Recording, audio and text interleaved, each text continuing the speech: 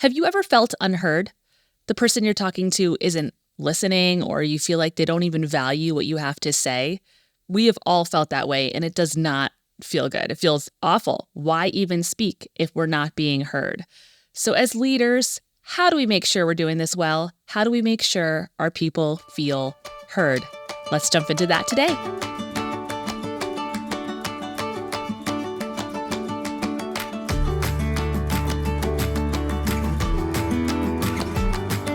Hello. Welcome back to the Culture Keepers podcast. I'm Kara List, your leadership coach. Thanks for being with me here today. I'm excited today to jump in and talk about listening well, something that we could all improve on. Communication is hard, and listening well is especially hard. We need the tools for it when it comes to conflict. Conflict just exists, right? We cannot escape it. We are imperfect people working together, and we naturally breed conflict. So if you are experiencing conflict in the workplace as a leader, you can rest easy, first of all, knowing that it's not your fault. Conflict happens not because you're a bad leader, but because you've employed humans. But it shouldn't stop there. You should be actively working to do something about it, to acknowledge it and handle it well. And so I have a tool for you that will help you do just that. I have a guide that is meant to help you eliminate conflict with confidence, knowing exactly what to do next. It has script tips and all sorts of different resources and tools that you can use in 4 easy steps to resolve conflict in the workplace today. So go ahead and grab that link in the show notes or go to www.heycaralist.com/conflict. So a couple years into my leadership, I had an experience that would change the way I thought about myself as a leader and would really change me as a leader altogether. I was at a conference with some colleagues and we were having a discussion, and one of my colleagues with conviction said to me 5 words: "You don't listen very well." It was a bold thing to say, but this person had trust equity with me. I trusted this person. I knew that he really cared about me and that he cared so much about the organization that we worked for. And for the first time, for whatever reason, I was able to hear it. It was feedback that I was able to receive, and it made me really think about the way I was listening as a leader. And I came to find out after working to become more self-aware that I wasn't very good at listening. And so from that point on, I sought to become better at listening. And this is something, regardless of where you're at in your leadership career, we can all be better listeners. So what are the barriers we face as leaders from making sure our people are heard, from being the best listeners that we can be? The first barrier we have to overcome is being present. Do you find that hard? I think we all find it hard. I mean, we have the greatest distraction right in our own pockets, our phones. I'm a parent. I have 3 kids, and there are so many times that I find myself just idly on my phone and for no reason. I don't need to be, and I'm just not being present. And it doesn't feel good to me. It obviously doesn't feel good to my kids. And our distraction and our lack of attention certainly does not feel good to our employees. Our attention is our greatest asset, which means it's also the greatest gift we can give to our people. So what does being present look like? I think it's really simple. I think it is going the extra mile to eliminate distractions when we're having intentional conversations. So this starts with your one-on-one meetings. This starts with your staff meetings. How can you create a system for yourself and really some ground rules, some norms for your team that will help eliminate those distractions, whether it's our phones or email or whatever it is? My husband's team, they start every staff meeting with a closed laptop rule. So they spend the first chunk of their time connecting with each other, and no one has their computers open. They just dedicate that time to being distraction-free and focusing in on each other, just being present. And I wish I could say that this comes naturally, but it doesn't, especially when so much is calling for our attention. So we have to be really intentional about how we are being present with our people.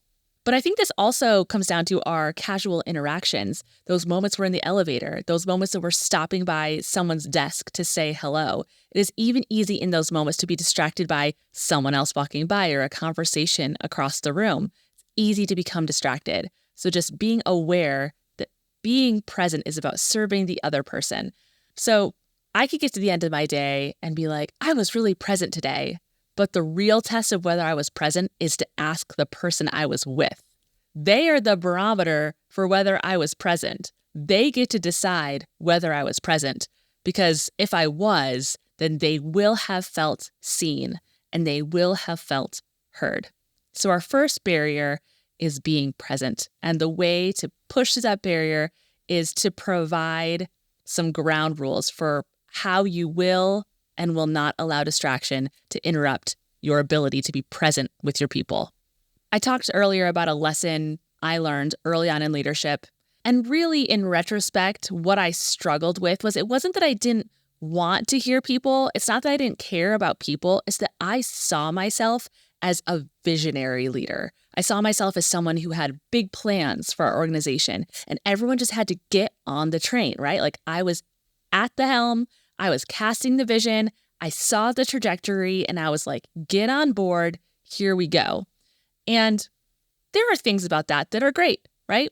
I think organizations would love to have visionary leaders, but I was completely a visionary leader and not a conversational leader. I wasn't inviting people on to the ship, if you will, and asking them questions, asking them about their previous experiences, asking them if they could see what I could see, asking for their discernment to know if what I was seeing was even the right direction to go at all. I was not curious. I was focused on being visionary and not conversational as a leader. And part of being a conversational leader is trying to break through what people are saying to try to understand what they actually mean. So I took my 3-year-old to ballet the other day, and they have this awesome ballet teacher. She's like a Disney princess. She's amazing. So she's on the floor and she's talking to them, and they're like pretending to be dogs and different like animals and pets. And so she asks a collection of 3-year-olds about if they have pets at home. And of course, like, they all start talking at once. And not only is it a little chaotic because they're all talking, but they're all 3-year-olds. So understanding what they're saying is hard. It's hard when you're talking to one 3-year-old, let alone like 9 3-year-olds and tutus that are excited to tell you. So I watched as she really tried to understand what they were saying. Had she tried to focus on the words, like trying to really clarify the words, she would be wasting a lot of time. Instead, she was trying to get to the meaning. What are they actually trying to tell me? Because their words are hard to understand. And if I tried to really take the time to decipher these 3-year-old words, it would take a long time. But can I get to understand, what they're trying to tell me is that they have a dog named Maisie. That's what my daughter was trying to say. I have a dog named Maisie. Now, she didn't communicate that very well. She didn't speak very clearly. And it would have been easy for the teacher or most adults to look at a 3-year-old and be like, oh, that's nice, right? To just like, I'm not going to try to understand what you're actually saying. I heard your words. It meant something. And so I'm going to nod my head and make you think that I heard you, but not really try to understand what you're saying. Oh, you're trying to tell me that you have a dog named Maisie. So I just have another kid example. It's just my life right now. So I have a 5-year-old who loves to ask questions. You know that age where kids just ask all the questions? He asks, an insane amount of questions. And it gets to the point in the day where all the things he's telling me, sharing with me, asking me, I find myself doing the, wow, yeah, wow, cool, Like I am not, like I'm totally tuned out and just trying to pacify him speaking to me, instead of really trying to understand what it is he wants to know and really try to understand what it is he's trying to say. It's an easy thing to see with kids, but do you see that this is the exact truth about hearing and listening to our coworkers? We often respond to pacify instead of to really understand what they're saying. Or even worse, we hear the words that they're saying, we are unwilling to go further to find out what they mean, and then we end up tying them to words that they didn't mean because they struggled to communicate. As a leader, as a conversational leader, it is your job to be curious and actively go the extra mile to find out what is it that they're actually meaning here. What are they intending for me to understand? Not just at the surface level, what are they saying? I think at a time that this is really challenging is when people come to us with like a high stakes emotional approach, right? Like the emotions are high. And so they come, they're angry or they're passionate or they're upset. And so what we hear is the emotion. And because we hear the emotion, we cannot hear what they're actually trying to say. So what I recommend here is I call it two tracking, right? The emotion is on one track, like one little train track, if you will. And what they're trying to say is on the other. And you have to handle them separately. Oftentimes, we just handle or address the emotion. You came at us angry, you came at us upset, and that was inappropriate. And like, that's the end of the conversation. We never really addressed like what they were saying when they came in a way that was angry. Should people act out of emotion? No. Do we? Yes. Are we humans? Yes. Should we expect it from our people? Absolutely.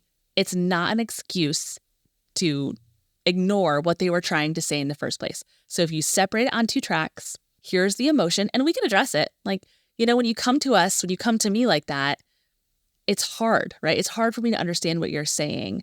How can we get to a point where, you can feel safe here so you don't have to be angry, whatever it is, right? You're handling the emotional behavior that happened. You're even validating it. And then over here, you're saying, okay, but putting that aside, you had valid points. Like what you were trying to say was something I want to hear and I want to know more about. And what is interesting is that when you start having conversations like that, people feel safe. They feel heard, and they don't feel like everything is so high stakes. If you have people in your organization that are coming to you and saying things with high emotions, this is a red flag. This is a sign that your people have been cut off, that they do not feel heard, and so they feel like they have to make it this high stakes in order to cut through and be heard. So if you're feeling those high emotions from your people, resist the urge to blame them, resist the urge to think something of them, to attribute it to a character flaw or a weakness, and look in the mirror and consider maybe these people are at their wits' end, and this is the way they feel forced to communicate. And if that's where you're at, it's okay. You can turn around the ship. You can two-track. This is how they feel. Let's address how they feel, and then let's address what they're saying so that both are validated and both are heard. The third barrier that we have to overcome, and this one's the hardest for me, is to be patient and quiet. See, here I am in a room by myself, and I can talk all that I want. And I love it. I love talking. So being quiet and listening is really hard. Being quiet and being patient is really hard. We all struggle with listening to respond, especially when we feel defensive or accused. I think those are the times that it's hardest, where you're like rumbling up with a response. You're waiting. You cannot wait for the person to finish their sentence if you haven't already cut them off, to say what you want to say in response. Or maybe it's a really well-intentioned, like, you have the fix. You have what they need to hear, the solution to their problem, and you cannot wait to give it to them. Meanwhile, you stopped listening, right? You spent all that time that they're speaking, making an assumption about what it is they mean, and then coming up with an answer. I do this all the time. If I have to be fully honest about something I struggle with the most in communication, it's that I am ready to respond. I've really had to work on it. Even just casually, like at girls' night out, like we're all at a table and I just can't wait to say the thing I want to say. And I have to stop and consider, is this helpful right now? Is this valuable contribution? Or is it just me wanting to talk? Is it me wanting to hear myself talk? So this is a struggle. It's also hard, and it's not that we can't always respond, but when we do respond, we should try to respond patiently with a question. Even if it's just a request, tell me more. Allow the person to go on. Allow them to say more. Allow them to add more details, more context. This helps. I said a few minutes ago that we assume. We so often assume we know already what they're going to tell us. So if we were to be curious, and if we were to be patient, and if we were to be quiet, we allow ourselves the space to be surprised.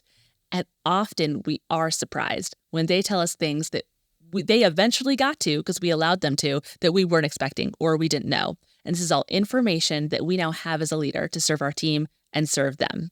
So what if in your next one-on-one, you were more quiet and more patient, and when they finished talking, you didn't give a suggestion or an opinion or feedback or advice? What if you didn't give any of those things? What if instead you forced yourself to ask a question? Just try it. That's my challenge to you. That's my challenge to you to overcoming the barrier of being patient and quiet. So listening well as a leader is probably something we have done well at times, and at other times we haven't done it well. That's life. So I want you right now to take a minute and think about a time when it went well. Like, can you think of a conversation or a meeting where you could guarantee that that person walked away thinking, oh, I feel so heard? Like if someone were to ask them, or if you were to ask them, do you feel heard? They'd be like, yes, finally, I feel heard. I feel like that cut through and I feel understood. And you knew what I meant to say. You searched for the meaning, the intention behind it. Can you think of a time you did that really well? Just think about it. Now, I want you to think why. Why did it go well? What did you do or not do that caused it to go well? And if you can identify those things, then you can have the confidence that you've done it before and that you can do it again. I mean, I gave you some thoughts and some tools, but if you have done it well before, you have the tools. Now you need to apply the effort. So think about how you found that success and then challenge yourself to replicate it, because you are equipped. You are capable. We fall into the trap all the time as leaders of feeling we're inadequate for this, that people have problems, that people have concerns and needs, and we are not capable of hearing them and listening and helping. You have everything that you need. And what's really awesome is that our people also have everything that they need. Oftentimes, they just need us to ask a question, and they actually have the solutions to their own problems. If we can hear and we can help them hear themselves, we can listen, we can help them figure out what they're trying to say, they often have their own solutions. So the 3 barriers we have to overcome: being present, being curious, and being patient and quiet. All challenges. So friend, in your conversations this week, in your meetings, just challenge yourself. Put in the effort. It's not always going to be perfect. It's not always going to be pretty. But if you find there being barriers or conflict in conversation, just stop and think, how can I make sure I'm listening well? Not just hearing and pacifying, giving an answer, not responding with suggestions or advice, but actually listening, understanding, and then from that, leading. Okay, friend, you have all the tools in the toolbox that you need. So go out with confidence, listen well, and I will talk to you next time. Have a good one.